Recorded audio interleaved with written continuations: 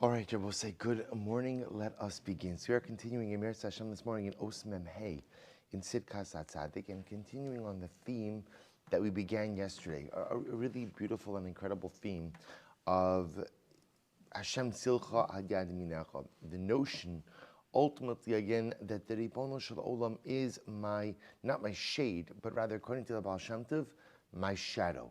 The notion of divine reciprocity, that whatever I do in this world, HaKadosh Baruch Hu follows suit. However I behave, the Ribono Shel Olam behaves in kind. Now remember, Reb Tzaddik is bringing down this concept. We're actually going to see this concept in just a moment in the Kedushas Levi.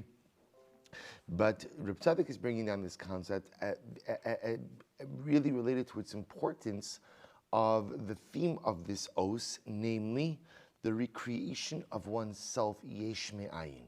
That when I have kind of hit a wall in life, and my ability to go ahead and do tshuva, my ability to restart has been stunted or stymied, sometimes the only way forward is to recreate oneself. A bria chadasha, a yesh me'ayin, a bore nivsaf asaimer. The Rebbe Shalom gives me a brand new start, and I thereby have the ability to go ahead and make something new and dramatic of myself. Reb Tzaddik is now trying to figure out, or trying to help us understand how this dynamic happens. So we'll say, so if you continue page Kuf Daled in the Be'uri HaChasidus, so he writes as follows.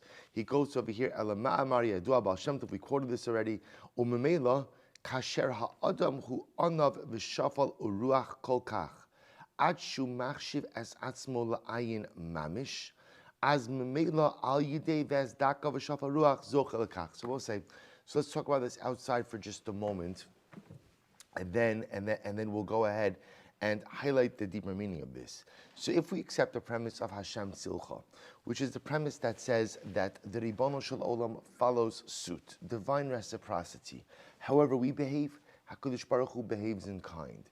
So the Rebbe says something absolutely amazing.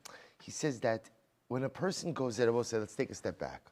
What's the root of chet? At the end of the day, why do we sin? Why do we sin? So okay, you could say it's taiva, right? Ultimately, again, it's desire, person's overrun. Really, at the end of the day, the root of chet is gaiva. It's really arrogance. Because what it's saying is, my needs are more important than God's needs. At the end of the day, I want X. HaKadosh Baruch Hu wants Y, right? Or God, I want to do X, God doesn't want me to do X. And my needs are more important ultimately again than the Ribono Shel Olam. Gaiva is not the only driver of sin, but it's a major driver of sin. Egocentricity is usually at the root of most averos. So therefore, what Tzaddik would say is as follows. Therefore, I will say, if I want to do tshuva, or in this case, in this situation over here where I don't even know how to do tshuva, but I know that I need a new start. So we'll say, what's the first step? The first step is humility. The first step is humility. Because remember again, if I got myself into trouble because of gaiva, because of arrogance, then by definition I have to humble myself. I will say, what does it mean to humble myself? Humility is one of these interesting midos that I think often we struggle with understanding what it actually means. Sometimes again, we often think humility is like a self-effacement, a sense of vatranos, being mavater, always yielding. Sometimes we have an erroneous view of humility, that humility means a willingness to let yourself be walked all over. So that can't be true. The simplest way to understand this is Moshe Rabbeinu is described in the Torah as Va'ish Moshe Anav Mikol Adam. Right? Moshe Rabbeinu is the paragon. Moshe Rabbeinu is the paradigm of humility. Yet Moshe Rabbeinu had an incredible sense of self. And Moshe Rabbeinu again was able to even to stand up, so to speak, to HaKadosh Baruch Hu. So what humility means, what true humility means is, I'm not the most important thing in this universe. That's what it means. Gaiva says, there's nothing more important than me. Right? My happiness is most important, my comfort is most important, my being at ease is most important. Me. It's all about me. And I've also seen a lot of times the danger of arrogance is that we go ahead and we cloak it, sometimes in holy things as well. I need, my learning comes at everything. My davening comes. Now your learning is important. Your davening is important, but halacha lamaisa, is your learning more important than someone else? Is your davening more important? So this is the great balance. There's a great balance in life. But arrogance, hate, comes from a sense that I am the most important. Humility says, I'm not the most important thing in the world. I'm not. I am not. My needs are not the most important things in this world. I am but a cog in the wheel, an important cog in the wheel. But my goal in life is not me. I mean, my comfort, my needs. So we'll say, what does that have to do with our topic here? Because watch what happens as Reb Tzaddik. When a person goes ahead and achieves a level of humility and says, you know what, it's not all about me. So we'll say, so what happens? What happens? Hashem Tzilcha. So Hashem Tzilcha says, whatever you do in this world, the Ribono Shel Olam acts in kind, right? Kadosh Baruch Hu is my shadow. So we'll say, Kiviyachol, if I humble myself, what happens? What happens? What would you assume? What's the reciprocity? Somehow, the Ribono Shel Olam humbles himself. There's an element of divine humility. And you'll say to yourself, what does that mean? Divine humility? See, I will say, what humility says is that what I want is not the most important thing. When I humble myself, there's an element of humility, klape shmaya, with HaKadosh Baruch Hu. And what that element of humility says is, the Ibn Shalom says, Silber did something wrong. And as a result of him doing something wrong, he went against my system. And as a result of going against my system, there should be some level of liability that's there. We'll say, after all, again, every Avera comes with an onesh. Right? So Soloveitchik speaks about this, that every Avera comes with two things. Number one, there's onesh and there's tumah. Every single time I sin, there's a punishment, and there is defilement. Kadosh Baruch Hu says, Silber went against my halachas, right? He went against my needs, my universal, God's universal needs, so therefore there should be a repercussion. But comes Hashem Tzilcha, and Hashem Tzilcha says, when I humble myself, Kiviyachal HaKadosh Baruch Hu humbles himself as well. When I humble myself and I say, you know what, my needs are not the most important, HaKadosh Baruch Hu Kiviyachal says, you know what, my needs are not the most important either, Kiviyachal. Meaning that ultimately, again, even though I have every right, and I have right to exact punishment, to exact onesh, to exact repercussions, I'm not going to do that over here. So we'll say, so what ends up happening? This is ultimately, again, the yesh me'ayin. The moment I go ahead and I make myself an ayin, I humble myself, is the moment that there's humility down here, Hashem Silcha, there's humility by HaKadosh Baruch Hu. The moment that there's humility by HaKadosh Baruch Hu, that gives Ribono Shel Olam the ability not to go ahead and punish, not to go ahead and bring about repercussions, but rather what? To give me a brand new start in life. To give me a brand new beginning. But it starts with me making myself into the ayin.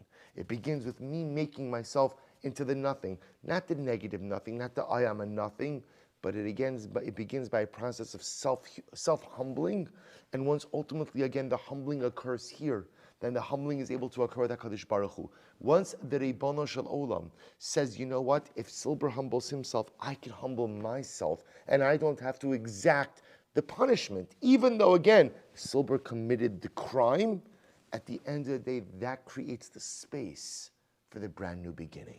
So we'll say, if you tie this all together, therefore, Hatzaddik says, in those moments in life when I can't get the process of tshuva started, in those moments of life where I just hit the brick wall and I just need a new beginning, Kadosh Baruch Hu says the new beginning is there.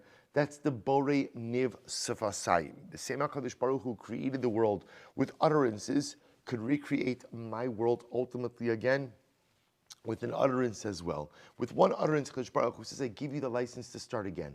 The license to start again is not HaKadosh Baruch Hu rebuilding my life. It's giving me the ability to rebuild my life. But how does that happen? Hashem Tzilcha. Humility, I was saying.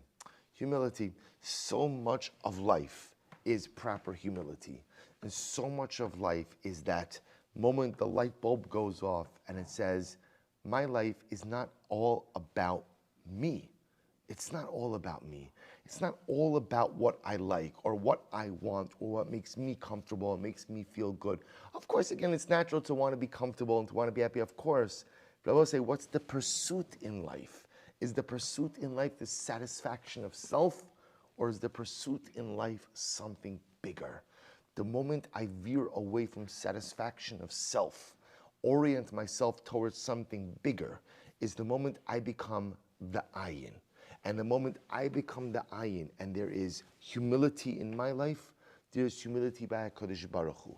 The moment there's humility kiviyachal by HaKadosh Baruch Hu is the moment that HaKadosh Baruch Hu is able to release the claims against him, right? The onesh and the tumah.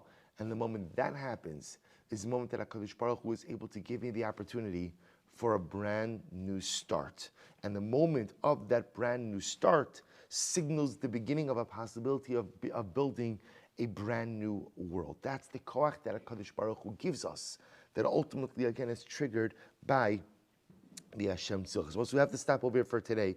What I'm going to do with you tomorrow, Mir Hashem, is I sent you out on the chat a beautiful piece by Rabbi Levi Yitzchak of Berdichev.